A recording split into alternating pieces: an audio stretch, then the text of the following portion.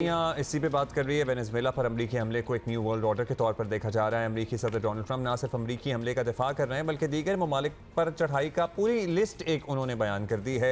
कल उन्होंने साफ कहा कि वेनेजुएला को अब अमरीका चलाएगा। ये रुक जाएं, ये टर्म कितना ऑफ लगता है ना कि अब चलाएगा, अमेरिका चलाएगा किसी और मुल्क पे हमला करके, what ever there reasons might be. तो ये ऐसा लगना स्टार्ट हो गया। मतलब एक सवाल तो बनता है कि अमेरिका क्या कॉलोनाइजेशन की तरफ जा रहा है? मतलब अगर वो एक लिस्ट उन्होंने बनाई हुई है, एक को उन्होंने पहले ही कह दिया कि अब हम चलाएंगे, फिर वो मैक्सिको की बात कर रहे हैं, फिर वो क्यूबा के बारे में भी बात कर रहे हैं। ये कॉलोनाइजेशन टाइप ही आपको फिर यादें आ जाती है ना, क्योंकि ये पहले हो चुका है। दुनिया क्या हम समझें कि 19वीं सदी की तरह एक बार फिर नौआबादियाती निज़ाम की तरफ जाएगी? क्या दुनिया की शक्ल एक बार फिर तब्दील होने जा रही है?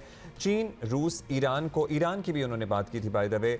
कोलंबिया, स्पेन, मैक्सिको समेत दुनिया के बेशतर ममालिक अमरीकी हमले को नाकाबिल कबूल करार दे रहे हैं। खित्ते में अपने मफादात के तहफ़्फ़ुज़ का आज़म ज़ाहिर कर रहे हैं। क्यूबा की हुकूमत ने वेनेजुएला पर हमले में अपने 32 शहरियों की हलाकत की तस्दीक की है।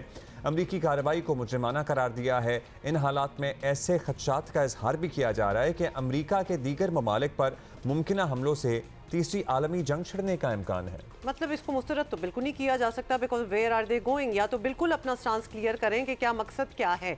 इंटरनेशनल कम्युनिटी के लिए ज़्यादा तशवीशनाक बात यह है कि सदर ट्रंप वेनेजुएला तक रुकते दिखाई नहीं दे रहे, और नेचुरली स्टेटमेंट्स भी ऐसी आ रही हैं कि रुकने के कोई इरादे नहीं हैं। ट्रंप ने कल वेनेजुएला की अबूरी सदर जो हैं उनको भी खबरदार करते हुए कहा है कि अगर डेल्सी उनका नाम है दुरुस्त कदम नहीं उठाएंगी तो उन्हें निकोलस मदुरो से भी ज़्यादा भारी कीमत चुकाना पड़ेगी। तो लिहाजा उनको भी बता दिया कि तुम भी चुका जाओ, बिकॉज ऑब्वियसली जब इन्होंने ये कहा है कि हम चलाएंगे तो फिर क्या बनता है कि उनकी जो इस वक्त सारी हुकूमत है वो क्या कर रही है। हम ये देखें कि अभी कुछ दिन पहले तक सदर ट्रंप किस तरह अमन की बात कर रहे थे, जंगे ख़त्म कराने की बात कर रहे थे, और एक बिल्कुल फ्लिप साइड उनकी देखने को मिल रही है। हमें 180 डिग्री का टर्न है जहां वो, and to be honest that should not surprise us.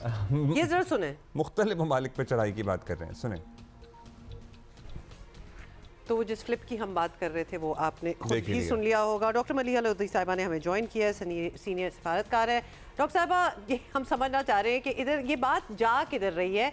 America ने वेनेजुएला के साथ जो किया और फिर सदर मडोरो को अमेरिका में लाने और अदालत में पेश करने का एक पब्लिक डिस्प्ले हुआ, ये सरप्राइजिंग लगा है आपको या फिर दिस वाज एक्सपेक्टेड? अमेरिका का जो हमला था वेनेजुएला में, मेरा ख्याल है उसकी इंडिकेशन पहले से आ रही थी, बिकॉज काफ़ी अरसे से अमेरिका की तरफ से प्रेशर डाला जा रहा था वेनेजुएला के सदर पे।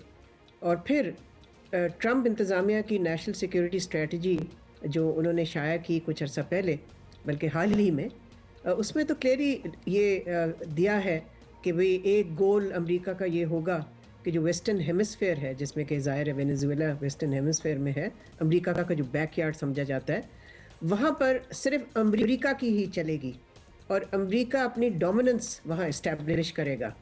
तो ये ज़ाहिर है ये जो हमला हुआ है, फिर उस कॉन्टेक्स्ट में हमें देखना चाहिए है कि जो इनकी स्ट्रैटेजी अब है अमेरिका की, सदर ट्रंप की, वो तो यही है कि इस पूरे हेमिस्फेयर में अमेरिका की हेजेमनी जो है, अमेरिका की डोमिनेंस जो है वो इस्टेब्लिश करें, और कोई भी वहाँ अगर कोई लीडर है जो अमेरिका की बात ना माने या इंडिपेंडेंट हो तो उसको बरतरफ कर दिया जाए। देखिए, रेजीम चेंज अब मेरा ख्याल है अमेरिका की खुल्लम खुल्ला पॉलिसी हो गई है।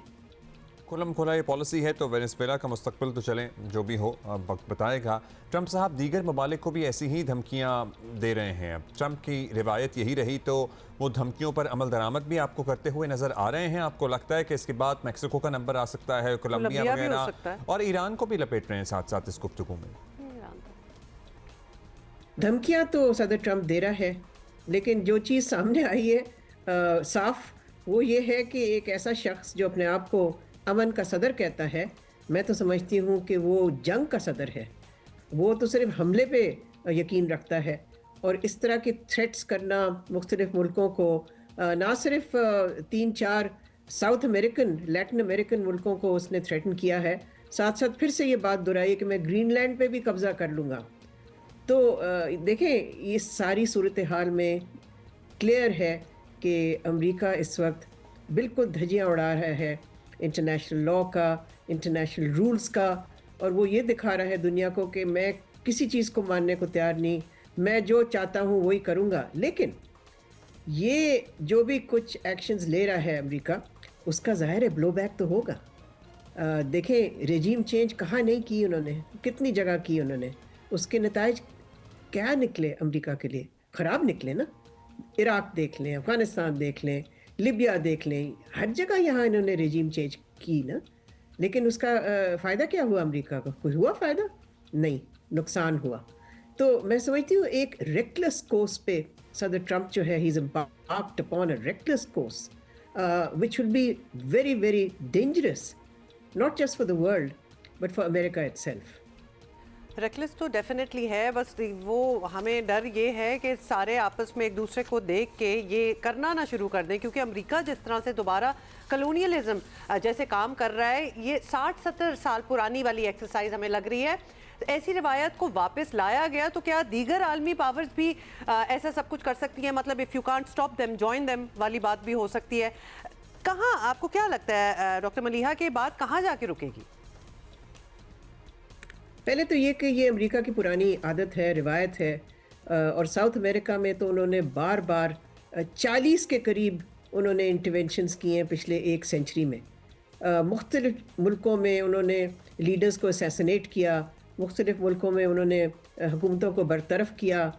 तो ये उस लिहाज से कोई नई चीज़ नहीं है, लेकिन बहुत ही अफसोसनाक चीज़ है। अब ये बात कि इससे एक बहुत ही ख़तरनाक प्रेसिडेंट कायम होता है, मैं समझती हूँ कि बाकी मुल्क ऐसे नहीं एक्ट करते जिस तरह अमेरिका ने किया। हाँ, रूस ने ज़रूर यूक्रेन पे हमला किया, इन्वेड किया, लेकिन मैं समझती हूँ कि ये अमेरिका की खसूसियत लगती है कि वो हर जगह अटैक करते हैं, हमला करते हैं। मुसलमान मुल्कों में भी उन्होंने देखें कितनी दफ़ा हमले किए हैं। अब ईरान पे भी कह रहे हैं जी सदर ट्रम्प कि उनको वही थ्रेट्स दे रहे हैं, और इज़राइल के प्राइम मिनिस्टर नेतन्याहू ने भी कहा है कि जी हमारे साथ मिलके फिर से हमला करते हैं ईरान पे, ताकि उनकी मिसाइल कैपेबिलिटी तबाह हो। तो इस सारी सूरत हाल से यस, एक प्रेसिडेंट तो होता है क्रिएट, मगर इसका ये मतलब नहीं कि बाकी मुल्क भी अमेरिका की नकल करेंगे। बहुत Let's see क्या शुक्रिया होता है। डॉक्टर बहुत मलिहा शुक्रिया लोधी आपका, साहिबा। डॉक्टर साहब। Thank But you yes, for the being world with is, you know, looking at the scenario कि क्या हो रहा है और क्या होता है। बहुत सारी बातें हैं, फिर ज़ाहिर तेल के ज़खायर तो हैं ही, फिर पेट्रो डॉलर इकोनॉमी है,